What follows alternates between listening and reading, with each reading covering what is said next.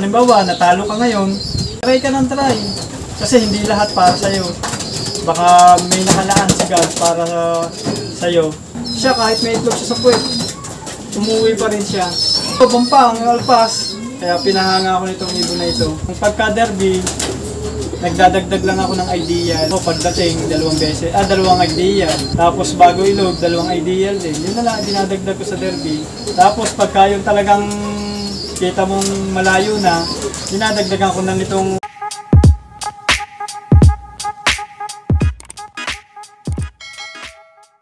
Yon magandang araw sa inyo mga kaibon. Nagbabalik ang Juan Arturo Vlogs, and for today's video, nandito ulit tayo ngayon sa Nagkarlan, Laguna. Yan, may binalikan tayong malupit na pigeon puncher dahil nagtagumpay na naman siya. Bali, kung di ako nagkakamali, first time niyang achievements to sa pagdating sa South Derby Race. Yan, kung siyang makilala at makita, tara, samahan niyo ako. Let's go! Magandang hapon mga kalapatids. Ako po pala si Jonathan Claveria, ang pigeon puncher ng Nagkarlan, Laguna. Yun, siyempre unang-una maraming salamat Sir Jonathan. Yan, sir, pwedeng may pasyal mo kami sa loob mo. Yan na, sir. Yun, tara, let's go! Ito nga po pala yung achievement ko nung mga nakaraang race. Tapos madadagdagan na naman yan. Parang madadagdagan ng napakadami po. Parang nung nakaraang North Derby Race, parang mga 22 trophy po ang makukuha ko. Tapos ngayon po, madami, baka mga 7 trophy. Ang dami. Dami.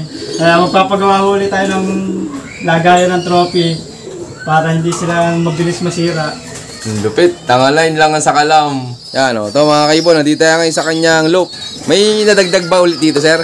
Oo, ito sir, nadagdag na ano. Saka ito na landing board. Ah, iba na o.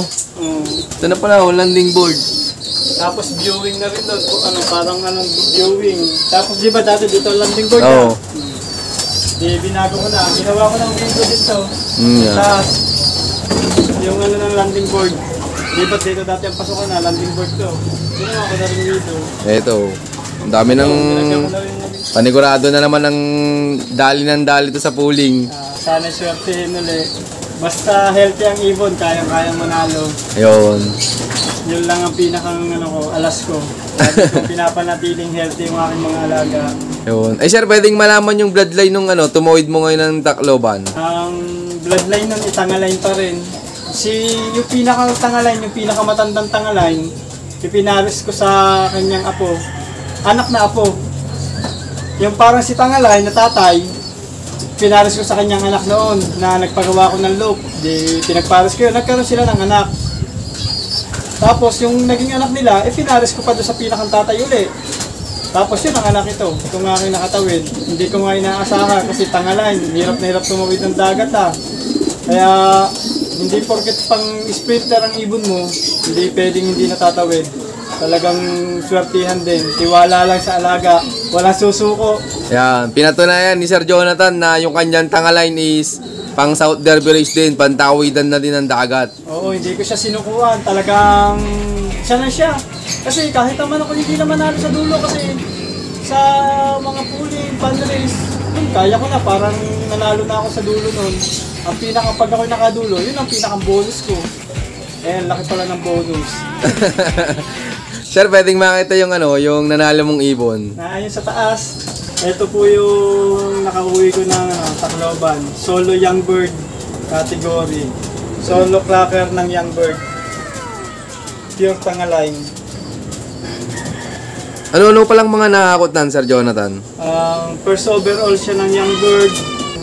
Fourth overall ng All Bird. Tapos second overall ng Of Color. Fifth overall ng Open Young Bird. Tapos last 3 laps na 300 ay fourth. Tapos last 3 laps 500 first overall siya. Tapos last 2 lap ng 300 third. Tapos last 2 lap ng 500 second. Galing, tingnan nyo mga kaibon. Pakakot na naman si Sir Jonathan. Mapa North and South na. Nakakatuwa, napakadaming naging premium niya sa... Ayan, may mga naging panalo din yan sa pooling. Oo, 5 times pulling to. Ayan, ito, nanalo din pala sa pulling to. Kala ko puro bilis lang siya. Di, gaano ka kasaya, Sir Jonathan, nung dumating yan? Napakasaya.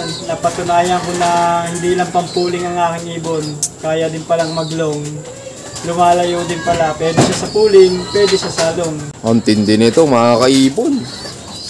Ayan, o. Di, Sir Jonathan, yan, gagamitin mo na rin yan, gagawin mong breeder na. Baka ilabang ko pa, bahala na. Ilaload ko pa siya ng MacArthur kasi naka-skill Ay! save.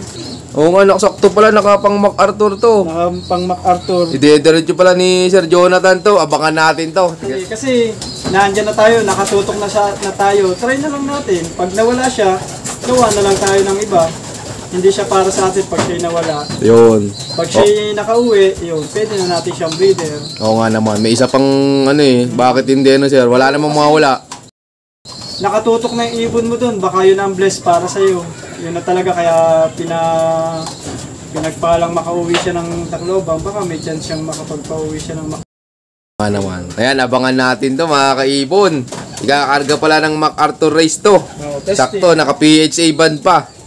Kamusta pala yan, Sir Jonathan, nung kinakarera? Nung kinakarera ko, parang hindi siya kayang makauwi kasi ang pangit ng katawan niya. Pagka talagang tangalain ko, panay-pitsuhin. Yung mga bangkain ng katawan. Yung bagang pag nahipo mo, parang ang pangit. Parang hindi tatagal eh. Pero lumalayo siya lang. Tapos ang pinakamaganda pala nito, nung inilod ko ito may itlog sa puwet.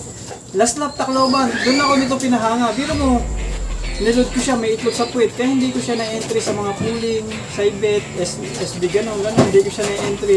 Di lalo siguro kung may tiya sa lahat yan, Sir, Kung may taya sa lahat, ang dami nang naging premium. Hindi ko siya in-entry kasi may itlog sa puwet. Pag uwi lang, tsaka umitlog. Kasi ilang araw na sa truck parang 4 days yata, edi umitlog na siya. Pala. Yung unang itlog niya, tapos pangalawang itlog niya, doon na rin pareha. Pero magaling mga kaibon, kahit umitlog sa truck, umuwi pa, kalak pa, Tacloban. Doon ako pinabilib nito. Anong speed nan, Sir? 600, buzzer beater, 628 yata. Galing, din nyo mga kaibon, off color pa. 618, 6 ganon. Ito, nung una kong kinakarera, unang first lap San Andres, sabi ko, anong oras na? Kasi 12 na yun inalpasan ng San Andres kasi nagka-problema daw yung truck namin. Kasi nabahura daw, ganun. Tapos 12 na naalpasan, overheat, napakainit. Sabi ko, mabuti na lang, nag-clock siya. Biro mo, ang inalpasan nun ay kulang-kulang 3,000 plus. Ang napauwi lang na ibon ay mga 800, 900, mga ganun, 1,000 lang. Tapos no second lap, ayun, nag-clock naman siya. Pero overheat lagi. Pag nadating ito, uuga-uga na. Sobrang init. Tapos nung third lap, ayun, naganda-ganda na ang uwi niya. Nung nalayo, mas gumaganda yung uwi niya. Tapos nung matnog, clock din ito. Matnog pala ito. First, yung matnog 1, doon ito nabutasan. Kasi itlog nga ito. May itlog din sa puwet. Kasi ang hilig nitong umitlog. Ayaw nang mawawalang asawa.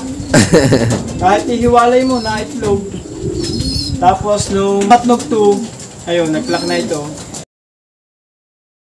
Saka itong Tacloban, yun ang nagpaganda sa kanya. Yung clock niya ng matnog 2 at Umangat sa ranking, Sir, umangat sa ranking. Kaya yun, napaganda. First overall pa ng Young Bird. Nasipa niya yung contender ko ng first overall. Kaya naging second overall yung aking contender. Kasi ito lang nakasipa kasi solo Young Bird. Yun, sa mga hindi nakakalam, yung isang ibon ni Sir Jonathan, pasok pa sa second overall na YB. Oo, madami pa rin nakuha yung aking isang ibon kahit hindi nakauwi. Kasi siya ang contender. Iba talaga ang may napondo sa karera. Pagka kayo may napondo, hindi ka na maaalis sa top 1. Sa top 1, sa top 10. Kaya iba talaga yung may bilis dapat talaga, no? May bilis din talaga. Kahit pag nakapondo na, may chance ka na. Kasi kalimitan pagkatawid agad, pahirapan, nakakauwi lang, mabibilang mo sa daliri. Di yan pala, Sir, nung buong derby, binigyan mo na agad ng asawa? Oo, nung pagka-derby, saka ko lang nilagyan ng asawa. Simula first lap?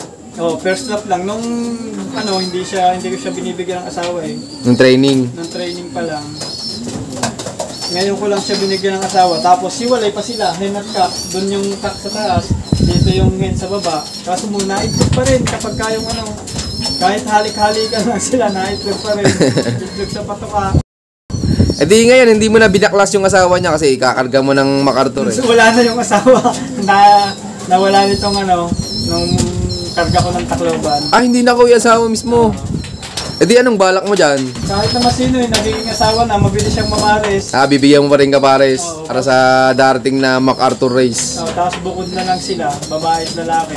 Yung talagang iingatan ko na hindi ko naalpasan yung lalaki para hindi siya umitlog. Kasi talaga pagka may itlog sa puwet, ikaw ba naman buntis? Bagong anak ka, lilipad ka. Kaya doon ako pinahangang itong ibon na ito. Galing nito, mga. Simula nang ako'y nag-ibon, pagka yung halimbawa, derby na, tapos may itlog sa puwet, lamang sa akin ang wala, ubos. Siya kahit may itlog siya sa puwet, umuwi pa rin siya. Kakpa ng Tacloban. Takpa ng Tacloban. Tacloban pa ang alpas. Kaya pinahanga ako nitong ibon na ito. Yan. Kaya ako nakaranas ng nilod ng derby na may itlog sa puwet pero umuwi. Ayun, Black pa. o nga naman. Tapos abangan natin sa darating na MacArthur race. Yan. Uuwi. O yan, good luck kay Sir Jonathan. Swertihan na lang. Pero ikaw pala, Sir Jonathan, paano po mag-prepare ng mga panlaban mo kapag derby na? Nagpe-prepare ako pagka pan-derby na. Yung halimbawa, first lap ng derby kasi lingguhan ng alpas noon. Ang ginagawa ko, nagpupurga ako. Ang gamit ng pampurga ay in and out. Ah, bago mag-start yung first lap ng derby, nagpupurga ulit. Lingguhan na yun eh. Lingguhan ng training noon. Di gaya ng wala pang derby kasi 2 times a week. Kasi hindi siya makakapag-balik ng powder niya kapag ka 3 days lang, loading na. Hindi nagpapaligo ako pagka yung first lap ng derby kasi lingguhan na yun. Mapoproduce niya uli yung powder niya. Tapos, di ba purga? Pagka purga niya, papaliguan ko na siya. Anong patama mo pala, Sir, ng pagpurga anong araw? Ano na rin, halimbawa, pauwian. Hindi ko na, inaano ko na siya, fasting na. Tapos Monday. Monday ang purga, madaling araw. Mga 5, conforme sa gising mo, huwag kang gigising na. Kung anong oras ka magising, yun lang. Halimbawa, 6, pwede naman yun. 8 ang patuka. 7 ka nagising, 9 ang patuka. Ganun, diyan mo na lang ang patuka. At 2 hours yung pag-ita. Tapos pagka patuka mo, mga ilang oras ulit, paligo na. Tapos, binibigyan ko lang ng Yorme Mix. Meron kasi akong Yorme Vitamins. Yung powder na. Ang akin kasi, kinukuha ko yung powder para halo na lang sa patuka para iwas sipon sa ibon. Yung bagang hinahalo ko na kasi ang dami kong ibon. Pag iisa-isahin mo susubuan yun, mahirap. Ah, yung capsule. Oo, may capsule o. Kaya ako, ginagamit ko, powder na. Para lagi kong MWF ko yung binibigay, halo ko na lang sa patuka. Yun. Sa mga hindi nagtatanong, subok na ni Sir Jonathan yun. Ilan taon mo nang gamit yun, Yorme Mix? Oo, simula nung naging mag-aalaga ako ni Mayor. Si Mayor ang nag-mix nun ay. Tapos ako lang gumamit. Nung ginagamit ko, kita kong ibang-iba talaga ang ng ibong ko. Ang bilis niya rumicover. Lalo yung Yorme All-in-One. Ang bilis niyang rumicover. Tapos yung mga sakit, hindi ka basta tinatamaan ng sakit. Pagka yung halimbawa, minaramdaman na. Kailangan malakas din ang pangutob mo sa ibon, yung pakiramdam mo sa ibon. Pagkita mong magkakasakit ito, bibigyan mo na agad. Mahirap kasing gamutin ang ibon pagka malma na. Minsan kapag malma na ang ibon, lalong nalala pag ginagamot mo. Kaya kailangan, hindi pa malma, bibigyan mo na ng mga gamot. Aagapan na agad. Saan niya mabibili yung Yorme Mix, pre? Sa akin lang, pag kay Mrs. ipipm lang. Ayan, nasa screen yung Facebook ni Sir Jonathan tsaka nung kanyang asawa. I-PM nyo lang sila sa mga may gustong sumubok nung Yorme Mix. Oo, try lang ng try. Pagkita mong maganda, tuloy. Pagkagawita mong pangit, tanggal. Ganun naman, wala namang mawawala sa atin. Atin yun eh. No? Oo nga naman. Pero ikaw, Sir Jonathan, tingin mo ano yung pinakang importante sa pagkakalapati para manalo? Ang pinakang importante, healthy dapat ang ibon. Ako, sabi nila, hindi daw maganda ang vaccine, pero para sa akin, vaccine ang the best. Sabi nila, kailangan daw din ng madumi ang loob. Sabi ko, bakit kailanganin para madumi ang loob? Para daw maging immune sa mga sakit. Saka kailangan daw magkasakit ang ibon para maging immune daw ang ibon sa sakit. Pag daw nagkasakit, hindi na magkakasakit. Eh bakit hihintayin mo kung magkasakit ang ibon? Eh di gawan mo na ng paraan, vaksinan mo. Yun, para maging immune yung ibon mo sa mga sakit. Nung nga naman. Yan o, hindi na sila magkakasakit. Tapos pagka yung mga karera na, ganun, lagi ko na binibigyan lingguhan ng Yorme All-in-One. Parang yun ang pinakang prevention ko. Parang yung mga sakit na parating, nagagamot na nila. Maraming salamat, Sir. Eh sir, pagdating po ng derby, ano yung mga hindi nawawala sa'yo na ginagawa? Ang pagka-derby, nagdadagdag lang ako ng ideal. Yun talaga ang pinakang ano ko pagdating, dalawang ideal. Tapos bago ilog, dalawang ideal din. Yun na lang dinadagdag ko sa derby. Tapos pagka yung talagang kita mong malayo na, dinadagdagan ko na nitong Supra Fibs. Ito lang. Okay. Binibigyan ko sa, halimbawa, Biyernes, yung Yorme Mix ko, yung hinahalo sa patuka. Tapos Ideal sa tanghali. Tapos bago ilaw dito, Supra Fibs. Ito, dinadagdag ko lang. Yan dalawa lang, derby lang. Kasi ang mahal eh. Pagka bibigyan mo nito simula training hanggang bago mag-derby, baka lupot ka sa mahal. Ayun, maraming salamat po Sir Jonathan. Pero Sir Jonathan, ikaw anong may bibigay mong payo sa mga viewers natin dyan na hindi pa nakakatikim ng panalo? Papayo ko lang sa kanila, lumaban sila ng parehas. Pag yung kita nilang may mali, huwag nilang gayahin, huwag nilang kampihan. Laban lang ng laban. Kasi kapag parehas kang lumaban, kahit sa club mo, kahit sa club ka lumaro, magagawa mo yung best mo. Talagang kahit halimbawa, nanalo ka ngayon, kaya mo ulit-ulitin yung panalo mo. Eh pag ikaw ng daya, hindi ka na uli mananalo. Pag hindi ka nakadaya, saka yung halimbawa, madami nagbabasa nyo, yan ang gawin yung experience. Yung mga nagbabasa nyo, mas galingan mo ang pag-aalaga. Para ipakita mo sa kanilang nagkamali sila. Hindi na totoo yung mga ginawa nila. Tapos halimbawa, natalo ka ngayon, ay ka nang try. Kasi hindi lahat para sa'yo. Baka may nakalaan si God para sa'yo. Muli, ako nga pala si Jonathan Claveria, ang pigeon puncher ng Nagkarlan, Laguna. I love this game. Yun, shoutout sa inyo lahat. Maraming salamat sa patuloy yung suporta. At siyempre, maraming salamat Sir Jonathan sa laging pag-welcome dito sa kanyang look. Bali, pang-apat ko nang balik to sa kanya. Yun, Sir Jonathan, baka po pala may mga gusto kang shoutout dyan. Shoutout sa'yo, Yorme, Erickson Sulipit. Kung hindi dahil sa'yo, hindi ko ito magagawang lahat. Napakasalamat sa mga tinuro mo sa akin, sa mga breeder mong binigay sa akin. Hindi kita malilimutan. At shoutout sa aking kasawa, Melanie Claveria. Salamat sa suporta sa pag-aalaga. Kung hindi dahil sa'yo, baka hindi tayo mananalo. Hindi, promise, hindi ako mananalo kung hindi dahil sa'yo. Sa pag-aalaga mo sa ating mga alaga, ayaw mo lang magiging. Tapos, shoutout din sa nanay at tatay ko sa pagtulong nila sa akin. Suportado nila ako. Walang nakakontrol sa akin. Yun ang aking pinakamagipat. Kaya ako nanalo. Support lahat ng aking pamilya. At shoutout nga pala sa club ng Ulpa. Thanks, napakasalamat kay Sir Huming Kamatoy at saka kay Sir Timmy. Yon, shoutout sa inyo lahat at siyempre shoutout din sa lahat ng mga patuloy na sumusuporta dyan at abangan nyo pa yung mga susunod kong palapisit sa yon. Keep watching and God bless you all. Thank you.